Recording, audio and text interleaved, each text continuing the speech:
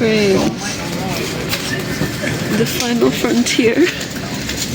These are the voyages I've been and I'm cleaning my glasses. What's your opinions on abandoned stations? You know, I really wanted to go to it and I'm really excited, but being really scared me because she said that I'm going to be running around screaming in the dark. Do you want to get scallops at Borough Market? Yeah, I do. Is that for lunch? Is it Or Mom said, do you want to get scallops in Borough Market? We're speeding off. Haywards Heath, Three Bridges, Gatwick Airport, East Croydon, London Bridge, London Blackfriars, City Thameslink, Farrington, London St Pancras International, Finsbury Park, Stevenage, Hitchin, Letchworth Garden City, Baldock, Ashwell and Norton, Royston and Cambridge. The one we're going to is underground. Yes. It's not big one. It's under an existing station that runs. What's the name of it? Moorgate. Moorgate. You know, we should probably research it. Moorgate Underground Station. It's abandoned. Yes, we should research it. No, it's under one that's functionate. Do you think functionate? It's under a functionate station. It's not functionate though. Oh, do you think we're going to find the catacombs? I think there might be ghosts there. Do you think we're going to find treasure? No, but they said to wear, not have big bags on, wear proper shoes too, and it makes it sound like it's going to be the ceiling is falling everywhere. Daddy asked for instructions. Yeah, okay. There's a lot of places that say Moorgate Station and we're very confused. Yeah, 3 places. But we asked a nice guy and he pointed us the way and it is that one. This is a memorial for something that I'm pretty sure that they're going to dive into a little bit more in the tour because I saw them mention 43 people died as a result of a tragic accident in the underground. Rest in peace.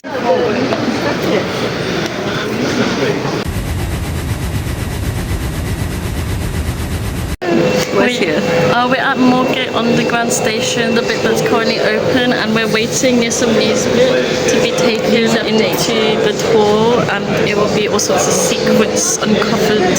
Yeah, I already found a memorial about the people who died in the crash. Where? It was across the road. Was it the structures, the squiggly one? It was just a plaque. What do you hope to see? I don't know. I'll just see what it looks like underground. Yeah, Peony, what do you hope to see? I hope to see no ghosts. I hope to see nice railways, nice corridors, some lighting bits, some nice echoes maybe, nice direction, walking. I ran out of things I could see. Daddy, what do you hope to see? I hope to see Victorian posters. Oh heck yeah, me too. Train tracks. Yeah. To see Victorian glass tiles, no ghosts, some fun little railways. I hope they have some sort of model train down there. They probably don't, but I like trains. Has the olden days tiles. No, this one has. This one says. This one says that it has Victorian tiles, older. Yeah. The tour started with finding our tour guides and being given these lanyards. Then we were off to the oldest part of the station, which is actually where the modern functional platform still is. In the days before the underground, it could take hours to simply get across London because of all the congestion, but with the city so crowded with buildings and people, they needed a creative solution. One idea was the Great Victorian Way. This was going to be a crystal arcade cutting through the busy London centre for people to travel around, but that was too expensive and impractical. Instead, they created the Metropolitan Railway. This is the first underground train system and where the name Metro for underground trains comes from. At this point, they used steam trains, so the tunnels weren't very deep and needed lots of gaps for steam to escape. They were able to develop deeper railway lines over time as diesel trains came into use. The station we're in, Moorgate, opened in 1865 and was one of the first extensions to that original Metropolitan line. That first version of the station was around here where this current functioning platform is, though of course it looked very different. Then we headed deeper. You really get an impression for how deep the underground is when you don't use the escalator. That led us to our first abandoned area. This tunnel dates back over 100 years and was used during the Victorian times until expansions to the rail lines left it defunct. This area is locked off, so you can't come here without a tour like the one we're on. You can see the old wiring and tiling all around. Now, these tiles may look inconspicuous, but they're really cool.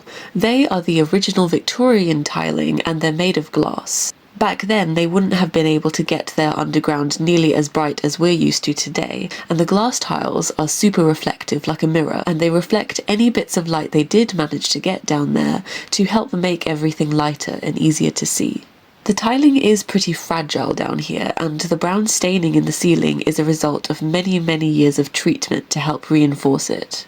But how did those Victorian people get down here, you may be wondering? They had these huge old lifts installed that could carry about 45 people each. Now, they're not here anymore, but the lift shafts are, and they're huge. Walking through them was so cool and creepy, and very dark. Then we moved on to another abandoned area. What's great here is you can see some of the old original signs that have been left behind. The next stop is the Victorian staircase. This is kind of like the spiral one we came down in, only it was used over 100 years ago. I got to hold an old piece of the non-slip paving material. They may look like normal stairs, but they're so old and rusted we aren't even allowed to enter the room because they may fall on us. Tunnels marked with brown paint signified use during World War II.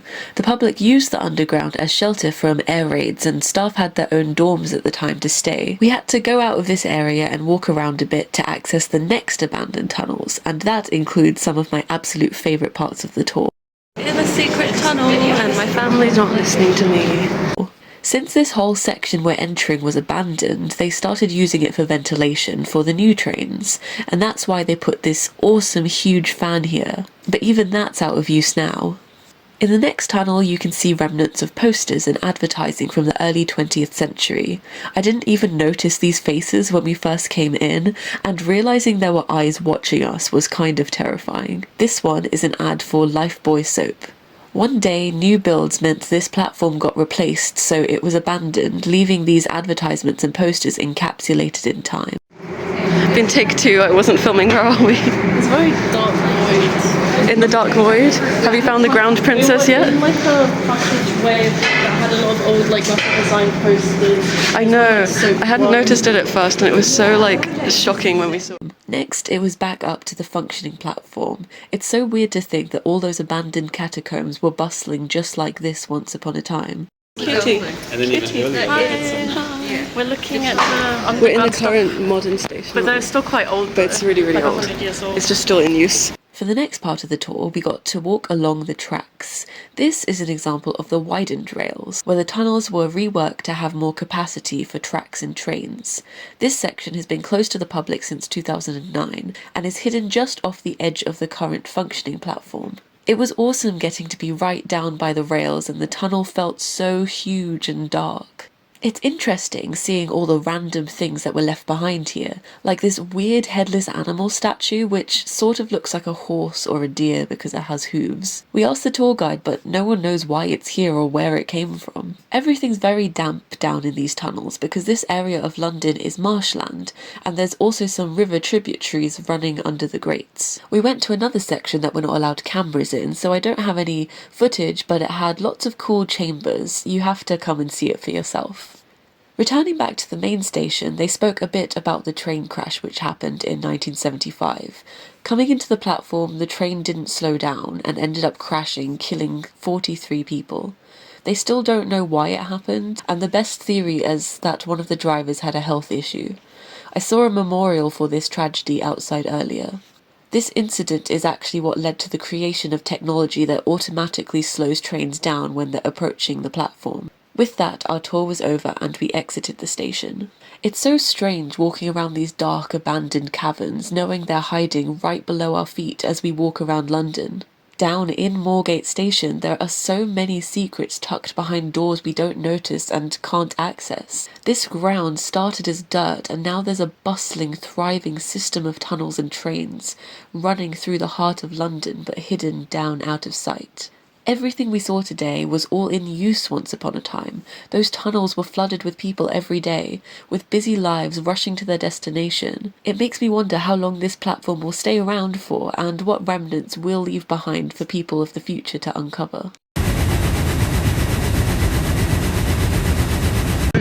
Moorgate party? Moorgate party? My lungs are all black and tarry now. Do you feel the same, or do I just have exceptionally bad You just have exceptionally bad Mine lungs. are like really, really What was your stoned. favourite thing you saw? What was the favourite thing I saw? Probably like the posters on the wall. Oh, that was so cool. And like being able to actually step a bit into like the old railway, which obviously usually you can't get that close to like the actual tracks, and like seeing all the dark room with like the lights and stuff. But I mostly just like hearing about like the history and like being in the old spaces and hearing about it and like putting it in, like imagining like the olden days people from like the 1900s, 1800s, like the Let's little go. top hats. What? Museum? Which one? The gallery? Mummy, what was your favourite thing you saw or learnt? Okay, we can make it. Oh gosh, I really liked a lot of stuff in there. I'm just like overwhelmed Yeah. with what I saw. What was your favourite thing you saw? The really old posters. Yeah, do you know what? The poster's definitely my favourite thing. I like seeing the bit where lift was. Yes, I was going to say the I lift like shaft. The old stairway, old Victorian fan. stairway. The old fan. I can't even believe I Do you know one thing that I spotted that I only spotted on the way out, which was pretty cool? They didn't even point it out. There's some sort of like disused headless like horse thing. Some sort of weird. Did she say anything about it? It's been there for years. And they don't know why. Yeah. Yeah. Well, that's a bit creepy. Bye, train station. Look, it's all down there.